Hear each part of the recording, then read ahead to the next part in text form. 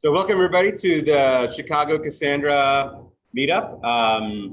Hopefully we'll do more of these more often. I've been running the Cassandra DC group for a while, and my goal is to have these maybe once a quarter at least, if not more frequently. Tonight's topic is basically a survey of real-time data platforms. There's actually one that's not on that deck that we'll talk about called Apache Pulsar. A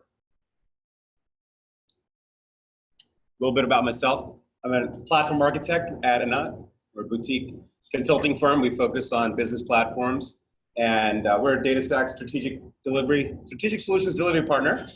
That means we work with DataStax on very large accounts. And also we work with the commercial team who's also here, Peter. You guys will have a chance to talk about yourselves, where we deal with clients directly with the DataStax product. We have a co-host today, each other. Do you want to give a quick introduction to yourself? And I know you'll talk about Wavicle in a minute.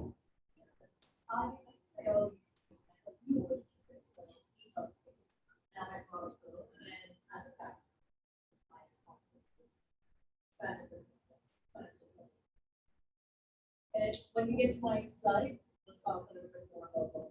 Sure, absolutely. Next time, just mention about rooftop. We have a nice warm rooftop on top of it, which is way more exciting than this. This room is pretty exciting. We did the last meetup in DC inside a George Washington University classroom, and it was hot. It was hot. This is cool. So Akka, who helps me out with events, he's not here today. If you guys want to co-organize, if you know somebody that can help co-organize, love to get you involved. It's actually better if different people from different companies do this rather than just, let's say, DataStax or Anant. It's better to have people involved as a community effort rather than a company effort, and that's what we found. I actually organized another group called Data Wranglers DC. It's about data engineering in general, and we're part of a group called Data Community DC. And we've shared best practices about how to run meetups for years now. Our whole group is about 20,000 people. So that's the one thing we see, is that groups that have people from different companies or independent consultants help out here and there, those groups continue years on end. Whereas if it's just one personality from one company, it'll come and go and nobody will know about it. What we cover here, it says Cassandra DC, and that means, how do we get data into Cassandra? How do we get data out of Cassandra? What do we do with data when it's in? So, whether it's data science, data engineering, data analytics, if it deals with where the data is sitting in Cassandra, let's talk about it. And now there's Apache Cassandra, DataStax. There's 3 or 4 other variants, Yugabyte, Skilla, Alessandra. So, if they have a good, genuine talk about their technology, love to hear about it. All right, so most people know each other, but let's take a moment, everybody get up and talk to somebody you don't know. So come on, everybody, just take a moment, get up, come on. Let's get back to the show. And you guys can all talk afterwards. There's a bar downstairs. You guys can talk later downstairs, right?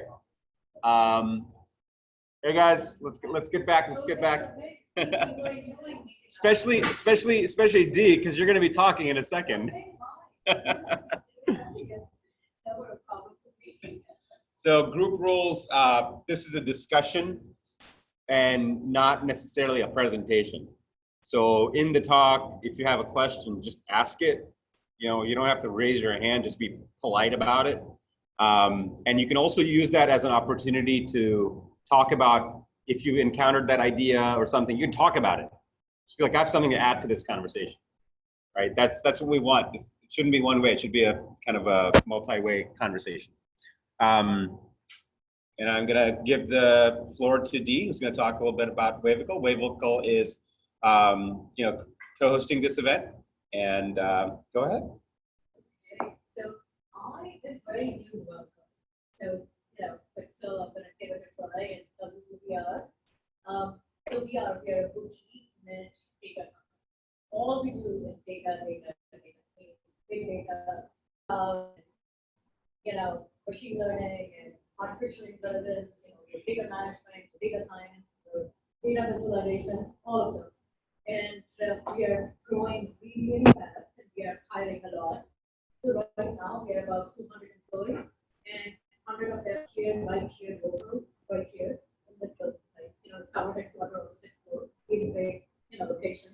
And then we have 100 people offshore in Canonical. So it's a really good mix of onshore, offshore.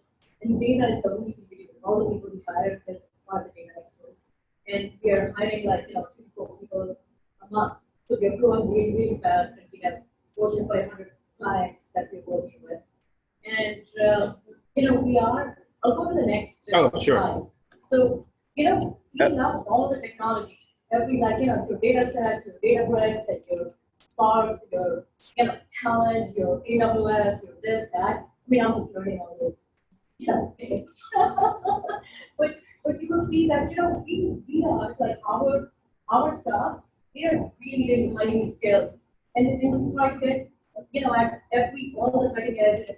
If it's a tool or system that's good to add value in data innovation, we learn, we get certified in it. And we have also building really great partnerships. Probably you're one of the partners too, and then they're one of the best partners of Talent. We won a bunch of awards from it. And we're doing the same thing with other data providers in there, so that we have that partnership. And we learn their tools really well and get certified, and we have people.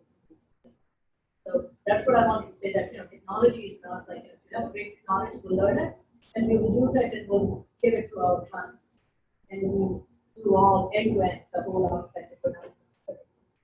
So anything else you want to know about this company? I'm happy to answer.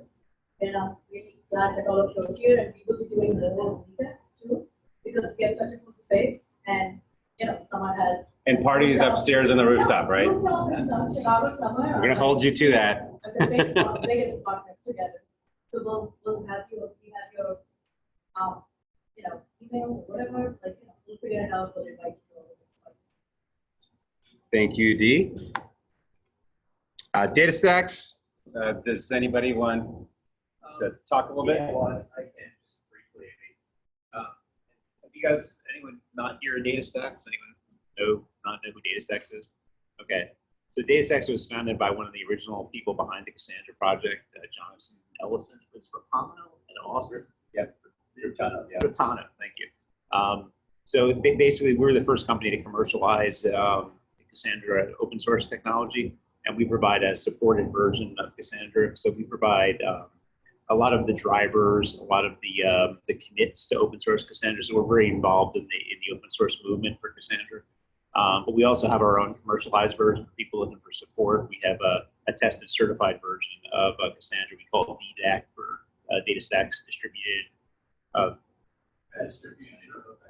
Thank you. Let's say call it DDAC for short. So, but it's basically a tested QA version of open source Cassandra 3.11.4, and it comes with support as well and some cool tools for help with bulk loading and everything. Yeah, well, that's enterprise. We don't say that for DDAC, do we? So anyway, but besides that, we also have our enterprise software, which includes the integrated Spark and Graph and Solar Search as well, and that one is a lot faster. To Tony's point back there, that's we say 4 to 6 times faster than open source Cassandra. Probably most importantly, if you guys are looking for resources around Cassandra in general, check out DataStax.com and you look at the Academy section. We've got a lot of self-directed educational content out there that you guys can check out if you want to learn more just about Cassandra. Some of the stuff talks a little bit about our commercial software, but there's a lot of great content if you're just learning Cassandra. I get reports every day of everyone hitting our website, and there's tons of people just like that have no interest in DataStax, but just learning Cassandra through our tools. So that's part of what our give back to the community. Great, thanks. Thank you, Peter. I'm going to talk a little bit about Cassandra.Link. So this is a site that our company just launched, which actually Academy is a source of that knowledge. And then we also aggregate all of the expert blogs on Apache Cassandra into one site. In addition to the blog feeds, we have organized around 1,000 links curated about all things Cassandra. And that includes open source projects, whether it works on top of Cassandra or with Cassandra, et cetera. And it's searchable. But the top of the crown is really what's called Awesome Cassandra. It's on the top navigation, which is a table of contents style organization of articles about Cassandra. If you read all of these 400 links that I've curated, you'll know everything I know. That's what I tell people. Thanks again, Wavical and DataStax. And if you know anybody that would like to sponsor this group, either buying the pizza, getting us a spot to hang out, that's really all we ask for. Nothing special. I'd love to have you guys up here. Anybody have announcements? 15 seconds. Whether you're looking for a job or offering a job, or you have a meetup coming up. You guys are hiring, right? Yeah, any level, product, technology side, or whatever. We should, actually go to the financial services platform. So, like, if you are interested, whatever level you are in, going to be a team, follow up. Great. Yeah, and our company works with a lot of independent consultants as well as we hire people. But our specialization is Cassandra, Spark, Kafka. If you've worked with it, we want to talk to you. And we're primarily a remote company. That's kind of one of the things that we offer is that we have part-time and full-time remote contracts if you're interested. All right, so today we're going to cover real-time platforms on Cassandra, Spark, Kafka, et cetera. But last week there was a talk in DC about multi-data center DevOps with Terraform, Ansible, and Ops Center. It had a really good draw, primarily because it had the words AWS and DevOps in it. And I think it may be a fairly popular event here too if we put it up. So maybe in September. But if you have an idea for a talk, next month, please reach out. And if you want to give the talk, you can give it. In October, there's a Graph Roadshow in DC. The dates are getting finalized. And there's also a Data Week DC event. And I'm going to find out what other ones are around in Chicago, and I'll make sure the group knows about it. The weekly data engineering study group doesn't happen anymore, so don't worry about that. All right, so here's an opportunity for somebody here to talk about something that they know. So it could be about DevOps, it could be about DSC stack components, it could be about Cassandra, Spark, Kafka, and it's really just something and you want to just talk about it because you're an expert on it. So anyone? Any takers? No? Okay, maybe Nick. Yeah.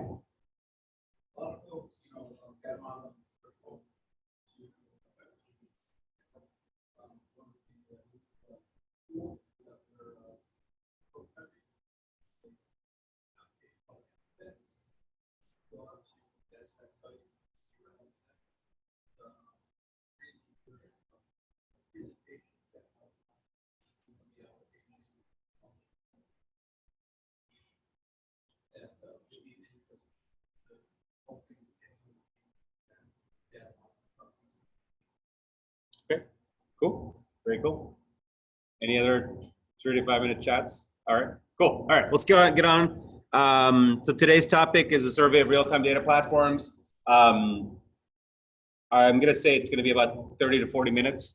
It may go over, and then after that, we'll have some time to talk in general about it, free form. As I mentioned earlier, you're welcome to interrupt if you do it politely. And here we go. So our company, we design, build, and manage business platforms, leveraging data analytics tools like DataStax, customer experience platforms like Sitecore, info systems like QuickBooks and Salesforce, and other cloud software You'll see in a minute what a business platform is. A business platform is a collection of platforms, actually, categorized in 5 areas. Data and analytics platforms, ecosystems platforms, infosystem platforms, IoT platforms, and a customer experience platform. In those areas, there are other software components that make up those platforms. And these systems are tied together with data and analytics. We focus on the real-time data and analytics platforms. And we're going to talk about the middle portion of this platform diagram. But if you're interested in talking about this whole, what is a business platform? That's what really excites me. I'd love to talk about it afterwards. So what is the business use for real time? Why do we need real time? Why can't people just wait, right? Well, the reason is that, well, we'll come back to the reason of the current, the new thinking. The current thinking is that things can wait, that systems that need to talk to each other, they can go through this ETL cycle, and it'll eventually get updated and people will get the intelligence. Now, this ETL, generally, we put data into a data warehouse, we have BI reports that come out of it, but ETL is also used for just synchronizing records between systems, like master data management. It's also used for getting data imported into a system from external third-party sources. It's also used to then export that data to third-party sinks.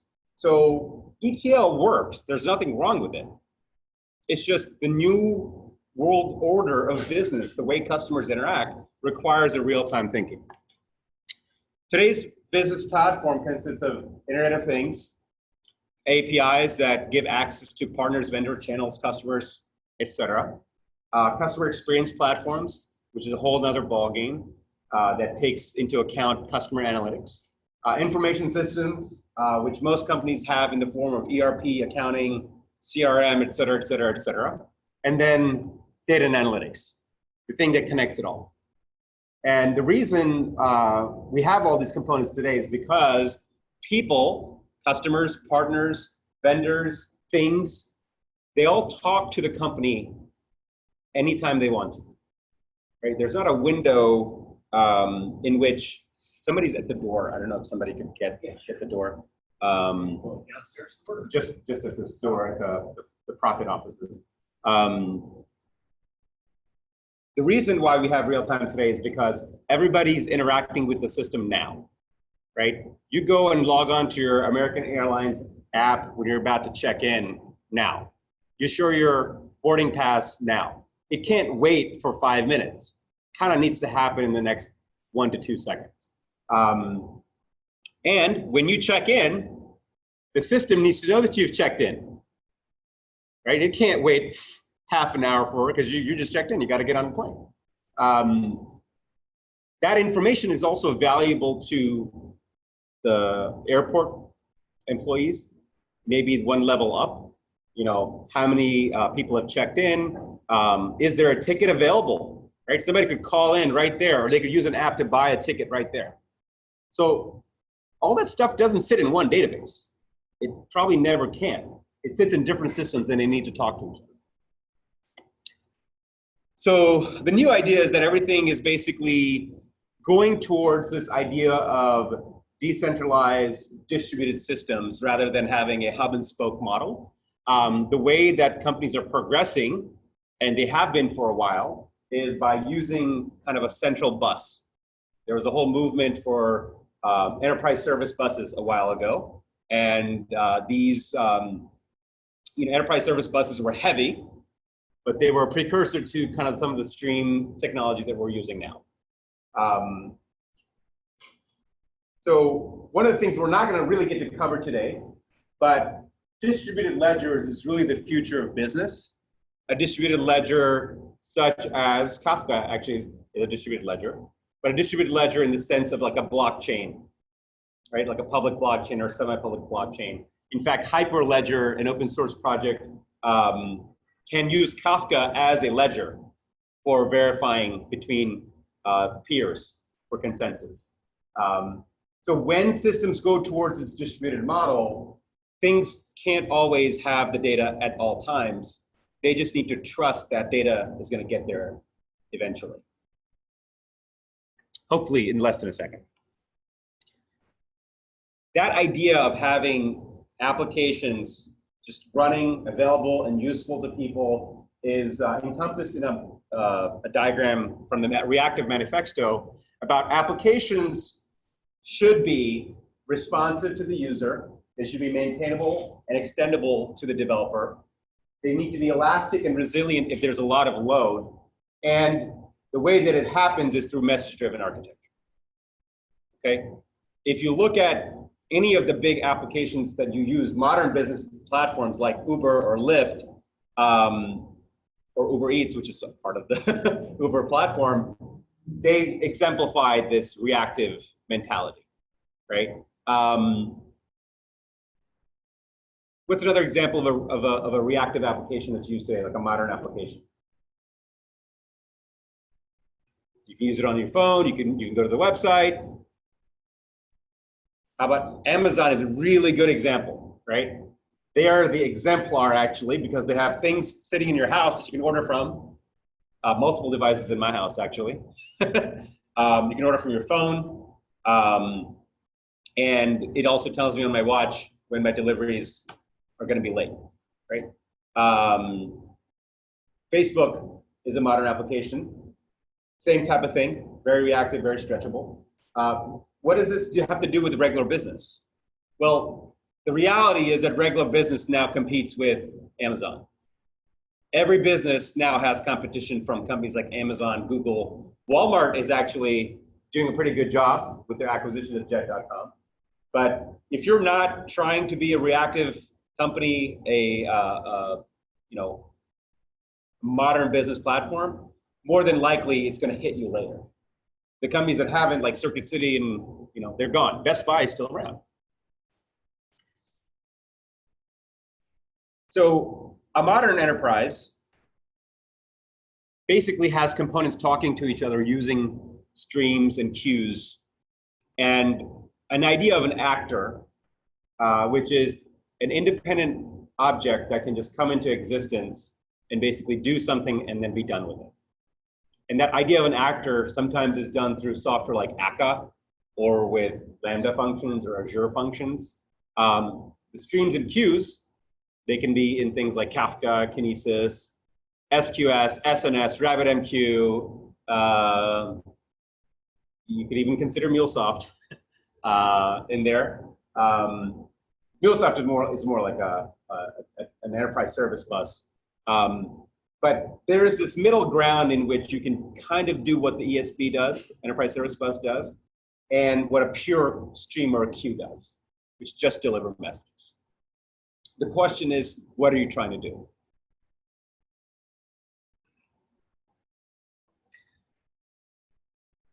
Some of the models that are out there today, the open source models, one is called the SMAC stack. Spark, Mesos, Akka, Cassandra, Kafka. Mesos, not necessarily a competitor to Kubernetes, but is often seen as a competitor to Kubernetes, is no longer being used. It's too bad. Pretty good technology. But instead of Mesos, people basically don't use Mesos, or they use Docker or Cassandra. In that, there's basically a distributed computing engine like Spark. There is a event processor like Spark Streaming, and Akka is also an event processor. There is a distributed storage mechanism, persistent storage mechanism like Cassandra, and then there is a distributed message queue like Kafka. Now, three of these components you'll see over and over again in these diagrams. And I didn't put them there. They're just there on the internet. That's Cassandra, Spark, and Kafka. And the reason is why. We'll get to that in a second. Other technologies out there, Flink.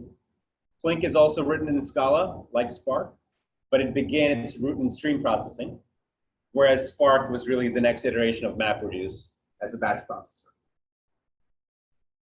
The pattern of an event stream, an event processor, and a really good storage mechanism is everywhere in business. It just matters what you're using for what.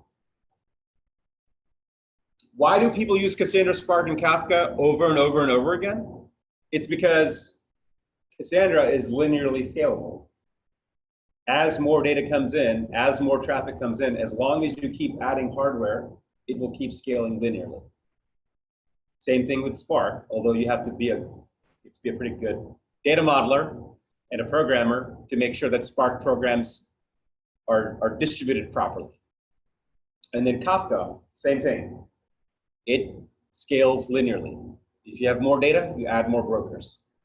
And they're resilient. All three of them are resilient. They're meant for high availability. That's why people use Cassandra, Spark, and Kafka. Now, it may not be that they use all three of these components. It may be that they use Cassandra and Spark, but not Kafka. They're using RabbitMQ. I don't know why. It's easy. Or they may be using Flink and Cassandra and Kafka, right? Or may they not be using Cassandra? Oh my God. They're using Redshift or DynamoDB or Snowflake because they don't need a real-time read of the data. They just need to get data in there, right?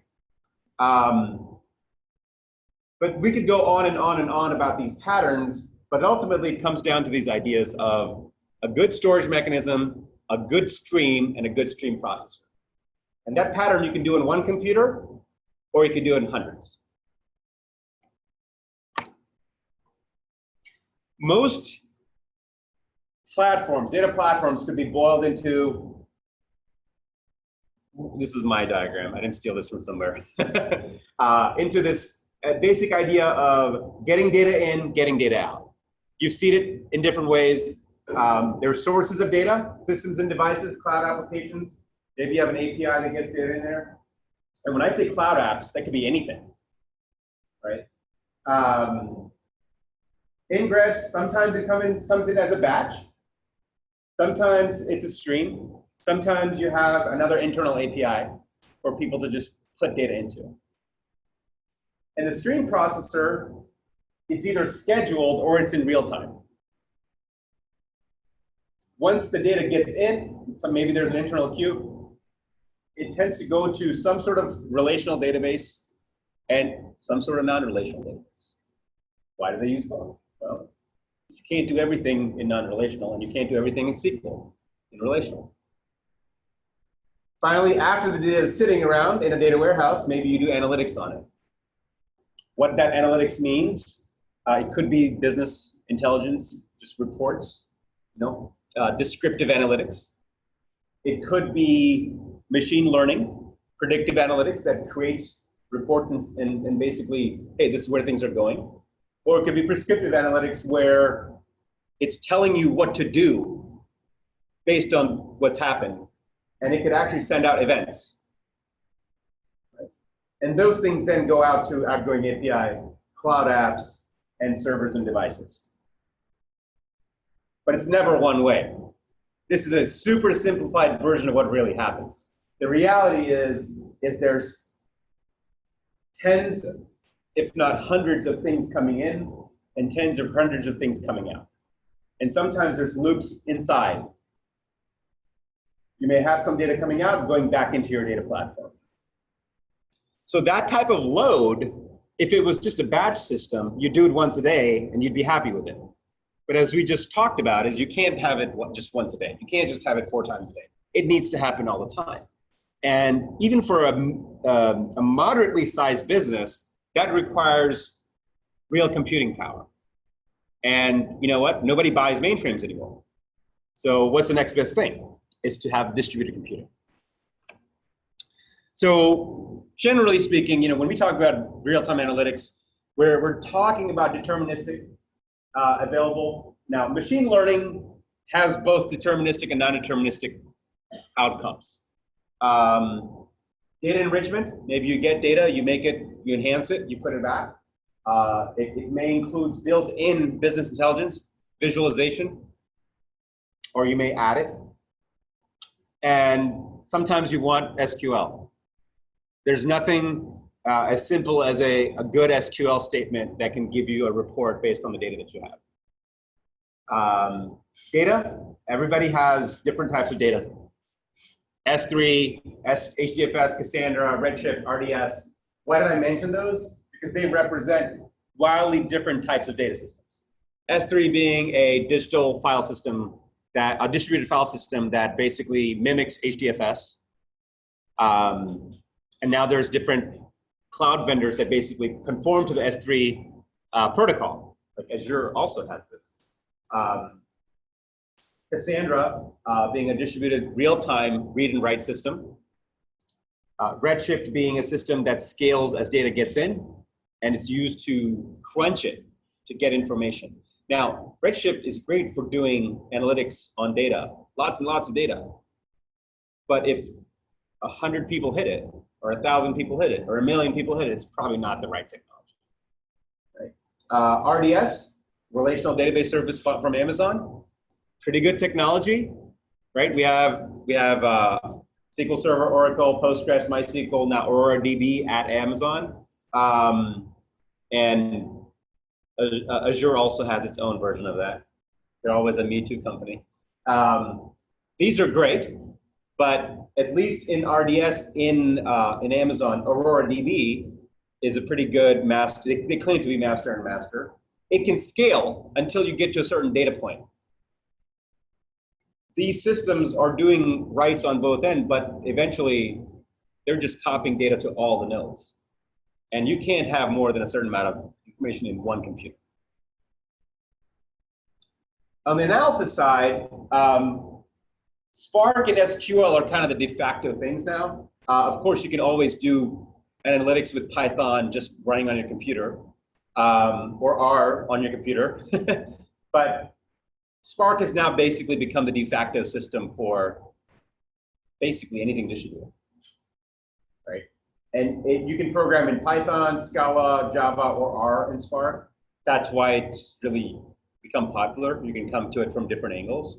And then SQL has been around forever. It's not going anywhere. And in fact, Spark also has something called Spark SQL.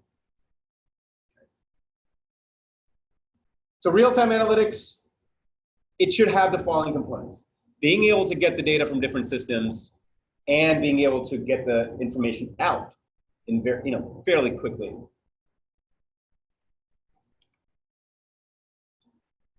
Common architecture that people do today is they meld batch and real-time. They meld the batch because sometimes you really have to deal with a lot of data to do a proper model creation, let's say in the world of machine learning. But on the speed side, you want something that's streaming. Because maybe you just need to save data or do a lookup and enhance something, right? And eventually, the data goes into a serving layer.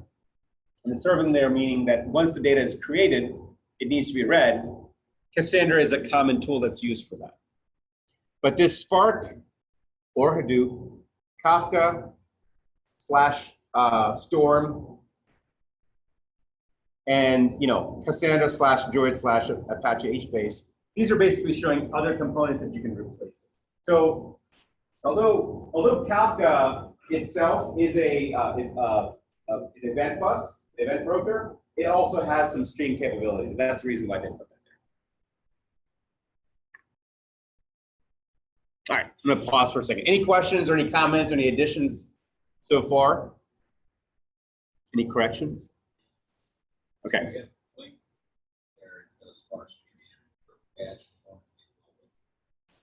Yes. Well, it depends.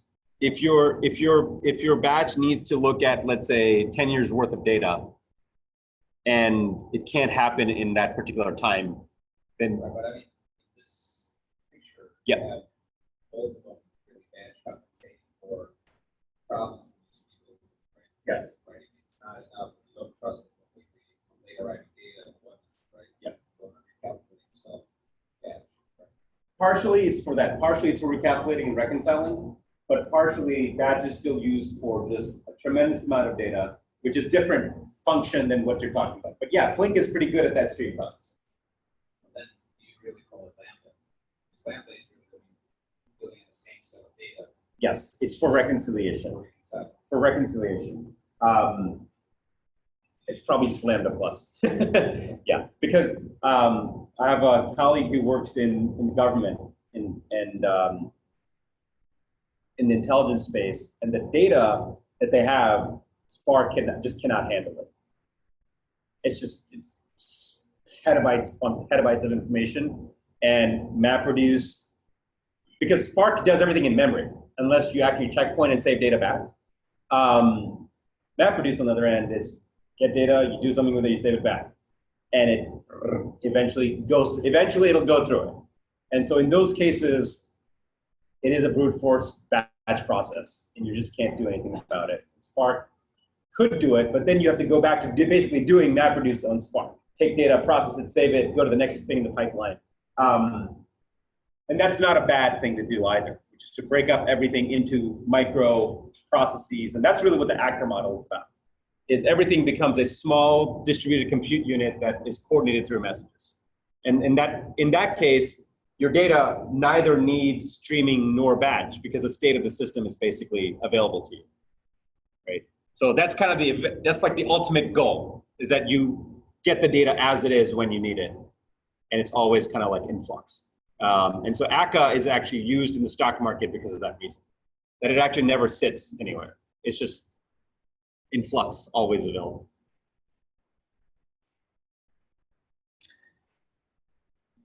Couple components that are used. So Kafka SQL. Anybody know about Kafka SQL? KSQL? All right, one guy. All right. So KSQL is basically a materialization of a topic where you're setting field value pairs using a topic. It basically makes it into a table. Kafka Connect is I will say it's an ETL framework. You have sources and you have sinks, and it's a declarative system in which you say, here's my source, here's the configuration on how to get it. Here's my sink, here's the configuration where to send the information. And this is the topic that I want to use as a channel. And then you just start it up. And Kafka Connect has its own clustering mechanism, and it just polls the system and sends data in. So with Kafka Connect, you could say, get data from Kafka, save it to Cassandra. Get data from MySQL, put it to S3. Get data from Kafka, send it to Kafka. But I wouldn't use Kafka Connect for that. I would probably use Kafka Streams, which is down below. SAMSA is a system that's built on top of a distributed log. It's kind of like a database, but it materializes information based on the log. Akka and Alpaca are related. Akka is an actor system, which basically says, get a message, do something with it, save it, send it to somewhere else. And an Akka program is basically a hierarchy of programs that just send messages back and forth. You can have Akka in your API layer. You can have Akka in your processing layer. You can have Akka in your persistence layer. There's even, some distributed databases, I think, that are built on top of Akka. But what I like about Akka is that it is the ultimate definition of a microservice. It just comes into being and goes away for one little thing, and it's supposed to just happen like that. Why Akka and not something else? Because Akka basically it's open source and you can get access to it. Alpaca uses streams that are built on top of Akka, and it's a declarative ETL framework, but not as declarative as you think. You basically write a small Scala program and you say, take data from here, send it through. And the cool thing about Alpaca, it has back pressure built into it. So as data comes in, it can check to see if the sink is too busy. And if it's too busy, it can say back to the source, hey, just hold up for a second. Give me data a little bit more slowly. Right? For message enhancement computation, Kafka streams, as I mentioned earlier, you basically are able to instantiate objects such as K-table or K-streams in your program and send data to other K-streams and K-tables. And this just runs in a cluster on top of the Kafka broker as a data store. Spark, Flink, I don't know why I have Kafka streams there twice, maybe because I like it so much. No, it's not it. And serverless functions So AWS Lambda, Azure Functions. There's also serverless frameworks that run on top of Docker and Kubernetes that basically allow you to have the benefits of AWS Lambda or server or Azure Functions, but without having to be tied to a cloud vendor. On the right side, we basically have real-time distributed data. So Cassandra being, really great for read writes. We have S3, which I think is basically the best data storage system in the world at this point, where it's like a wormhole. You put data into it on one side of the world, and it's available on the other side of the world, and there's nothing else like it. Google has cool stuff, but S3 is available to everybody. And then DynamoDB, one of the precursors to Cassandra. It's good for certain things. It's not great for other things, but it's one of those ready-to-use distributed data stores.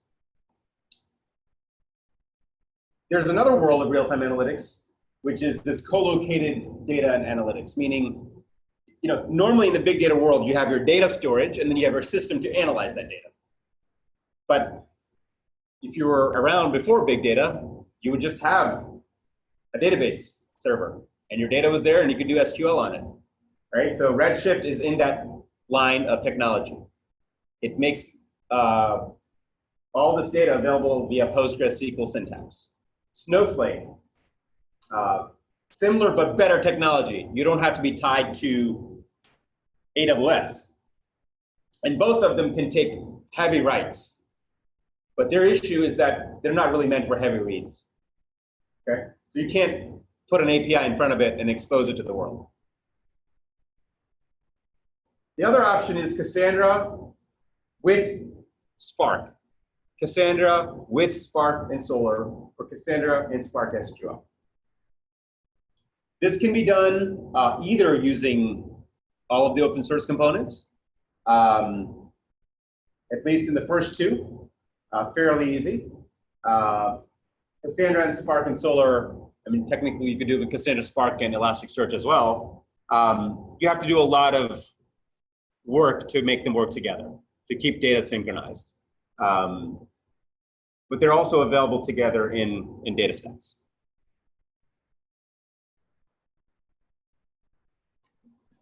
So we talked about the SMAC stack. And what I like about this is from the Mesos site, ironically, is that this idea of feeds, analytics, distributed DB, and reactive application, really, you can use any other technology in its place and you can get the same effect.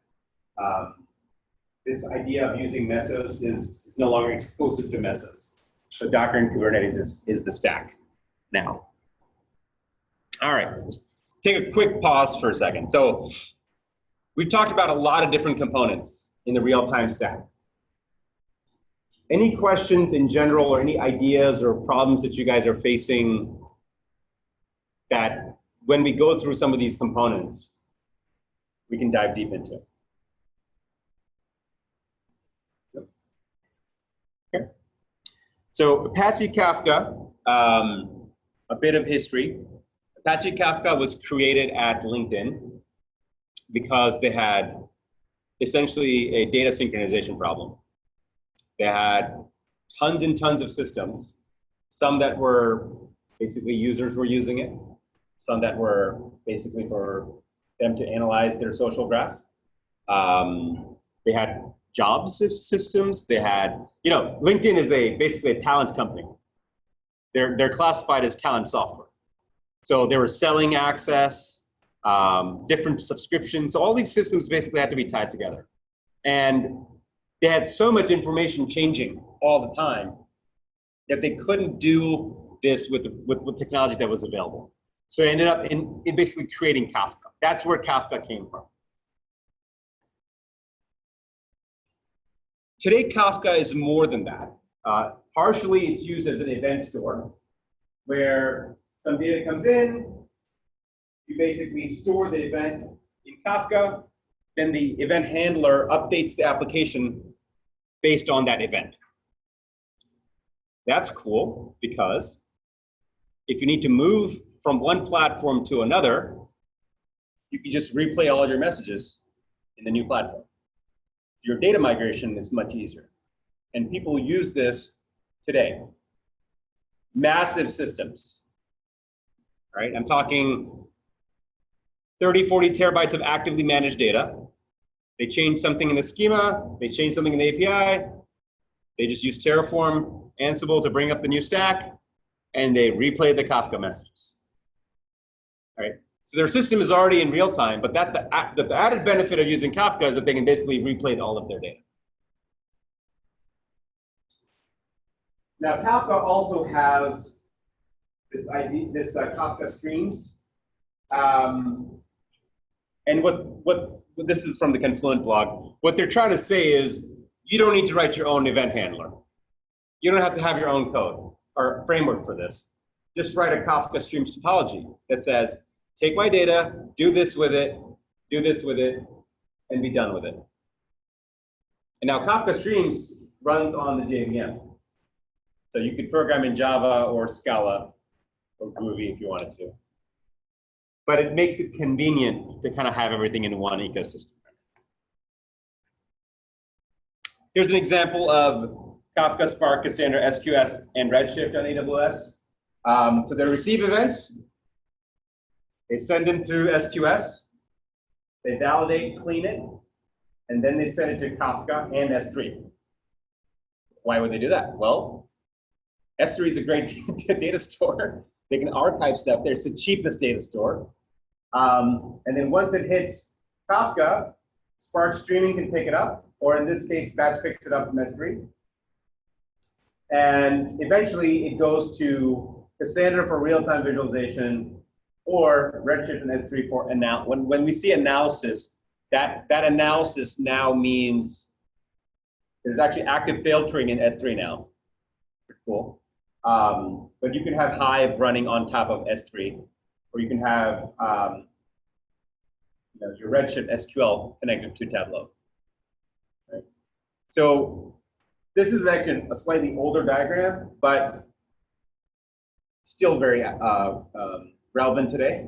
The big thing to note here is that this is open source Cassandra, and when we talk about real-time visualization, we are producing the data that we want to receive. There's no analytics on this side, on this particular diagram. Analytics is really on the bottom part. Kafka streams again, basically showing an example of having data come in to the stream, and then having a couple of different services that read and write to topics as a way of managing the business state. It's a different way of thinking, meaning you don't have application servers, you just have a topology of streams, and that's basically what does the business flow. The assumption here is that everything comes in as an event, and then everything is managed as an event. And eventually, when you get the information, you can actually get it from Kafka, but it won't be able to really be scalable. So you have to save it somewhere that can be scalable, like Cassandra.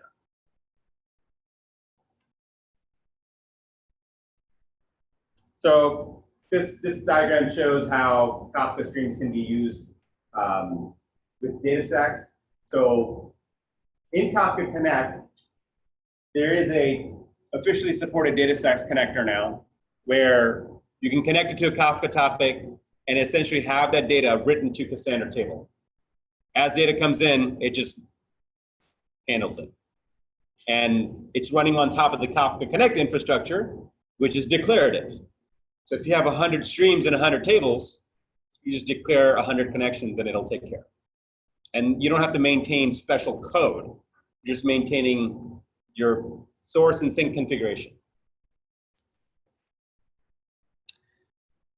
Kafka is also used for machine learning, and this in particular shows that you can use Kafka streams for modeling, as well as taking data out evaluating it in real time for the production system.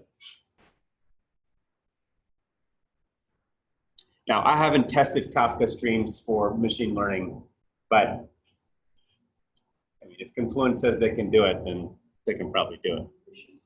What's,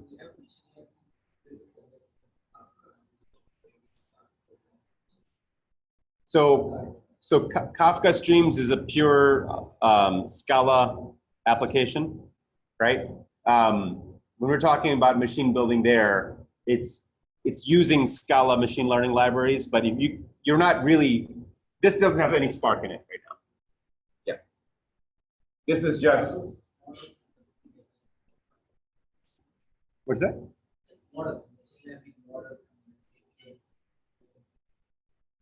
It's whatever is available in the Scala ecosystem. So technically you can use Spark machine learning libraries with Kafka streams because it's basically all jars, okay? But I'm not an expert on the machine learning aspects of Kafka streams. I can't tell you specifically which library, but I know that there's like Keystone ML, for example, runs on Scala, but also in Spark.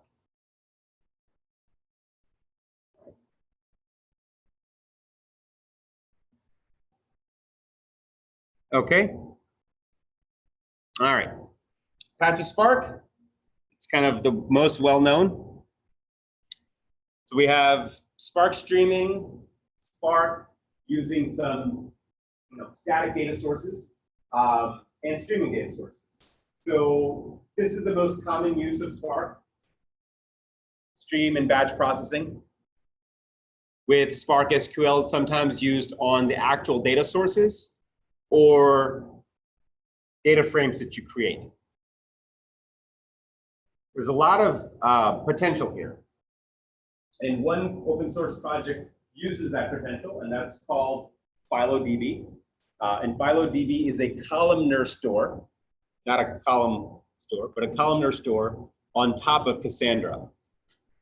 And it runs on top of Spark.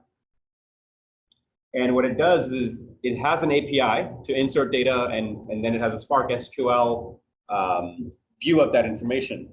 But it is 10 to 20 times faster than Spark SQL on joined data. And the reason is that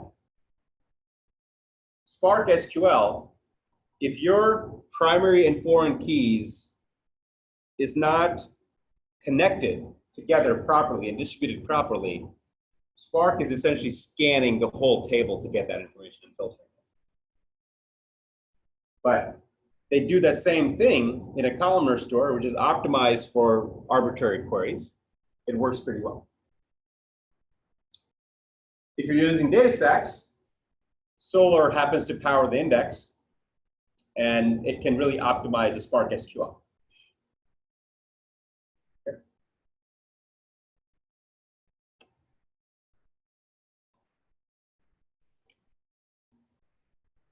A lot of people here know about Tableau.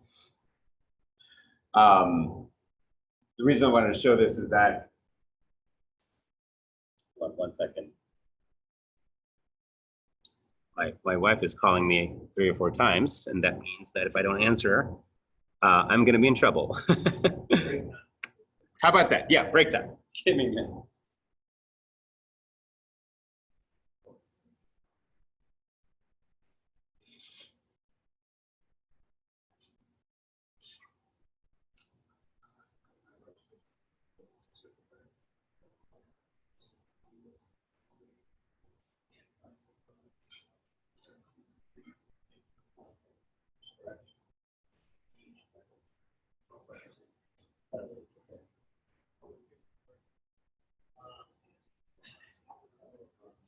Oh, yeah.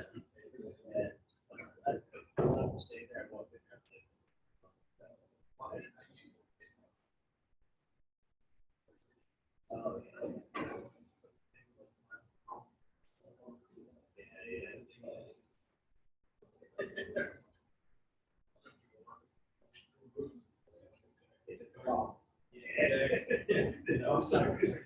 It's very smart. Yeah.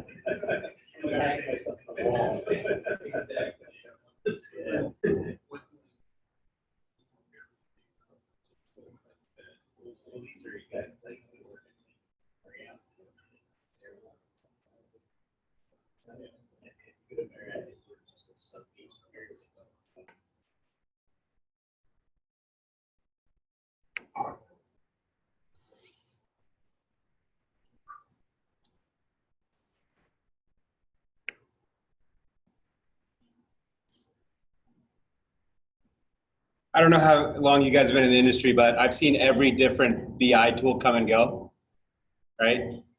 MicroStrategy, Cognos, man, that business objects, Crystal Reports. Oh man, I remember using Crystal Reports and the .NET objects came out and I was like, oh my God, these are amazing. SQL Server reporting services, you know, MicroStrategy, which, you know, Webgold's they're experts at, and now it's Tableau, right?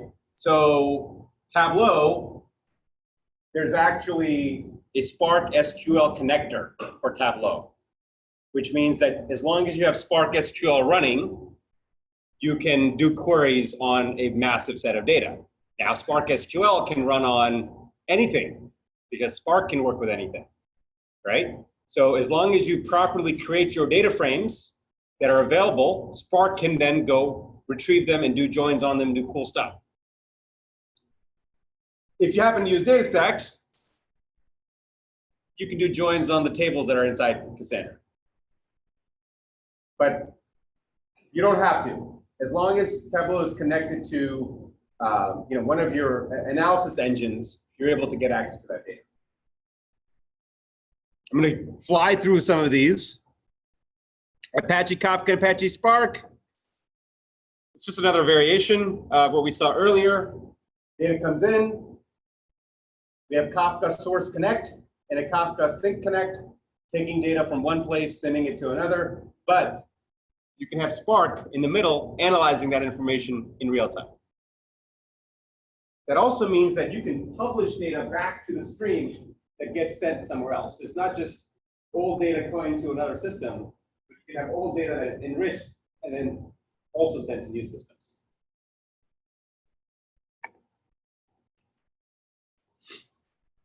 Here's another example of Lambda with Kafka and Spark, using Spark for the batch and Spark for the stream.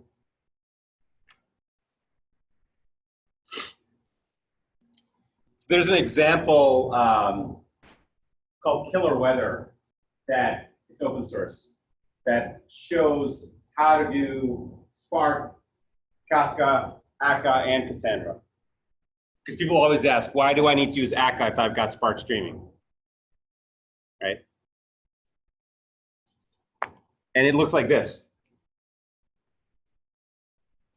Data comes in an Akka cluster that actually has exposed its input as a REST API.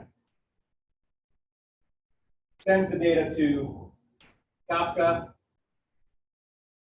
Spark takes it over, Spark streaming and Spark batch, and sends data to Cassandra. Data comes back through Cassandra and then send messages back to Akka. So if you're using a web interface, this thing can essentially take real-time events, save them, do machine learning on them, and then send them back to the user. Right? I'm not talking about like a polling system. I'm talking about everything is going one way, pushing all the way back.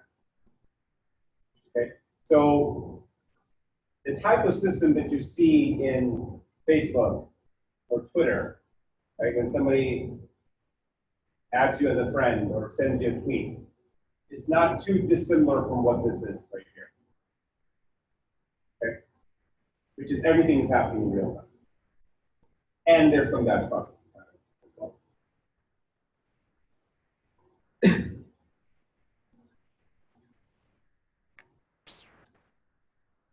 Another example of Akka, Spark, Kafka, and Cassandra. This is from, I believe, the Lightbend portal. They're the people who manage Akka. Play is a framework, it's a web framework that is built on top of Akka. Data comes in, gets put into Akka streams. That data gets saved, put into Kafka, and then goes back to users after it's massaged. It also goes into Spark, which then saves data back to HDFS and Cassandra. Common thing being that Spark is great for really crunching the information. And Akka is really good for moving information very quickly in the sense that Kafka stores a message. It's not really moving anything. Something else actually has to do the work. Right? Spark does the work, Akka does the work. So why not use Kafka why just not use Cassandra for everything? Or why not use Kafka for everything in terms of storage of information? Right? That's a really good debate. Here's my take on it. Kafka, Cassandra, Solar, RocksDB, they all are underlying, at the end of the day, the same thing. They take data, they put it into a distributed ledger, they basically have consensus on that ledger, and then they say this is the truth, right? Kafka can take writes faster than anything out there and tell you that this is the truth. But it doesn't have the capacity to distribute the truth as good as Cassandra does. Cassandra can take data in really fast, and it can give data back out really fast to millions of people. Kafka cannot give that data back to millions of people. It can take millions of writes, but it can't just give it back. That's why we use Kafka and Cassandra. So now you understand like why there's 4 components in this pattern and not just 2, right? Why not just Spark and Cassandra? You can kind of do what you need to do with Spark. It's just that when you get to a big enough state where there's enough things happening, you need to have specialized components. Akka streams and Alpaca, which I mentioned, really amazing technology. It's fairly new, but they have lots of great examples where you have like a CSV file, it picks it up, sends it to Kafka. Or you have a Kafka sync, process it, puts it into CSV. And it's very declarative. It's like Kafka Connect, but it just says, pick it up, do something with it, put it here. Now, the new player in the game is Apache Pulsar, and this is the last topic today.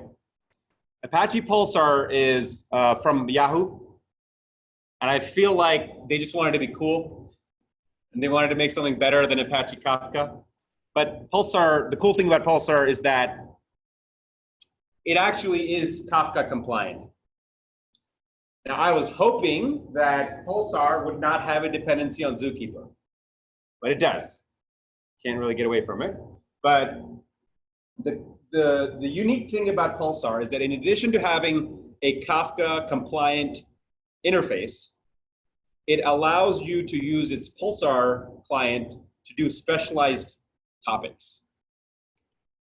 Those topics being either an exclusive subscription to the topic, meaning only one consumer.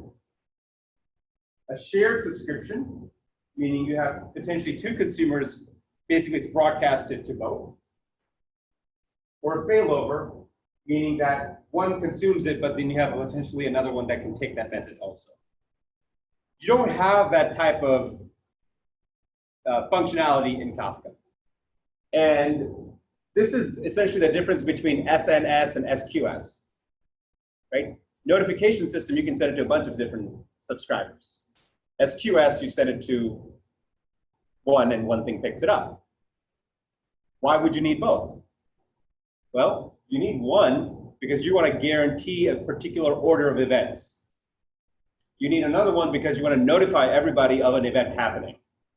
And you need a third one because you want to make sure that an event comes in and is reconciled somewhere. This middle one is the most powerful, I think, because if you're really connecting multiple systems together, you want to make sure that everybody gets the same message, right? As the Rachel Maddow show, as she says, you know, watch this space. I don't know if you guys get that. Watch this space. It also has georeplication, right? Now, Kafka has georeplication only with something called mirror, Kafka mirroring. And different people have done different mirrors. There's a Kafka mirroring tool by Uber. They've implemented it. And I think Confluent has also implemented one as well. Mirror Maker. But Pulsar has this built in, kind of like Cassandra. So as I said, watch this space. It's really cool technology. And it has tiered storage, where older data can get put into S3. Like Cassandra also has tiered storage. Watch this space. That's the presentation. We covered a lot of topics today. But at the end of the day, what I want you guys to walk away with is that the technology that runs Silicon Valley is available to everybody. And the things that they do it's not black magic. It's not some esoteric science. It's actually available, open everywhere. The patterns are all available. Like all these diagrams, I probably need to go back and put little where I got the image from, but I didn't make any of these diagrams except for one of them earlier, right? The architecture patterns are available online. If I were to spend time, however, really get to know a technology, and this is where I plug in DataStax, I would spend time on DataStax and Confluent because they're commercially supporting Kafka and DataStax is supporting Spark and Cassandra. The other technology that you know really I think starting to tie it all together is Kubernetes. It's complicated, but Kubernetes is the other factor in this real-time space because it allows you to develop microservices that are going to be getting those events and receiving those events and giving them to the user, right? Where are your apps going to run? Your applications aren't going to run on Spark and Kafka and Cassandra, right? They're going to run on a web server. Where are your REST APIs going to run? They're not going to run on these components. So if you want to build a reactive platform that can address events from millions of people and send events to millions of people, then you kind of have to look at the big picture. Your data and analytics is the middle of it, and Kubernetes, or whatever comes afterwards, that allows you to manage applications that talk to it is the next layer that you need to worry about. And then beyond that, maybe your phone, maybe your watch, maybe your Alexa, Google Home, Apple TV thing that is talking to. So I'll be here for a little while if you guys want to come and chat. But thanks a lot, guys. I'm going to stop recording. All right.